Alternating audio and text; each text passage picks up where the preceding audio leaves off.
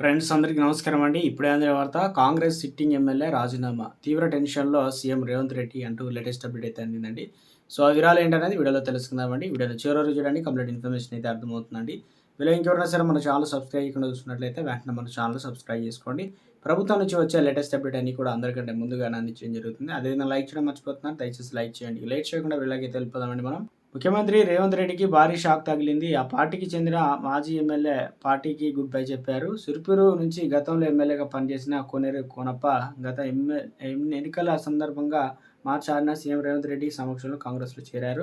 అయితే ప్రస్తుతం ఆయన సంచలన నిర్ణయం తీసుకున్నారు. కాంగ్రెస్ పార్టీకి రాజీనామా చేస్తున్నానని ప్రకటించారు. ప్రస్తుతం ఏ పార్టీలోనూ చేరనని కూడా ఆయన వెల్లడించారు. ఇక నుంచి స్వతంత్రంగా ఉంటానని తెలిపారు కోనేరు కోనప్ప.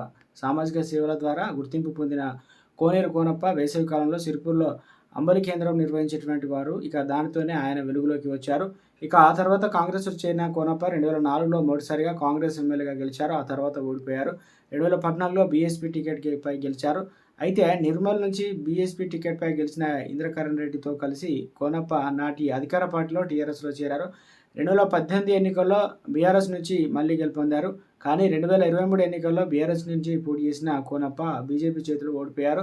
అయితే సిర్పూర్ నుంచి బీఎస్పీ అభ్యర్థిగా పోటీ చేసిన ఆర్ఎస్ ప్రవీణ్ కుమార్ బీఆర్ఎస్‌లో చేర్చుకోవడానికి నిరసిస్తూ కోనప్ప గతేడాది జరిగిన లోక్సభ ఎన్నికల ముందు సీఎం రేవంత్ రెడ్డి సమక్షంలో హస్తం పార్టీ కండువా అయితే కప్పుకున్నారు.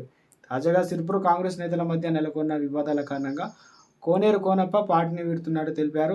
కాగా కోనప్ప గ్రాడ్యుయేట్ ఎమ్మెల్సీ ఎన్నికల్లో ప్రసన్న హరికృష్ణకు మద్దతుగా ప్రచారం నిర్వహిస్తున్నారు. అయితే నిర్మల్ నుంచి బీఆర్ఎస్ అభ్యర్థిగా పోటీ చేసిన ఇంద్రకరణ్ రెడ్డి బీజేపీ చేతిలో ఓడిపోయిన ఆ తర్వాత కాంగ్రెస్ పార్టీలో చేరారు. అయితే ప్రస్తుతం ఆయన కూడా కాంగ్రెస్ కార్యకలాపాలకు దూరంగా ఉంటున్నారు. అయితే వీరిద్దరి మధ్య త్వరలోనే తిరిగి బీఆర్ఎస్ గూటికి చేరతారు.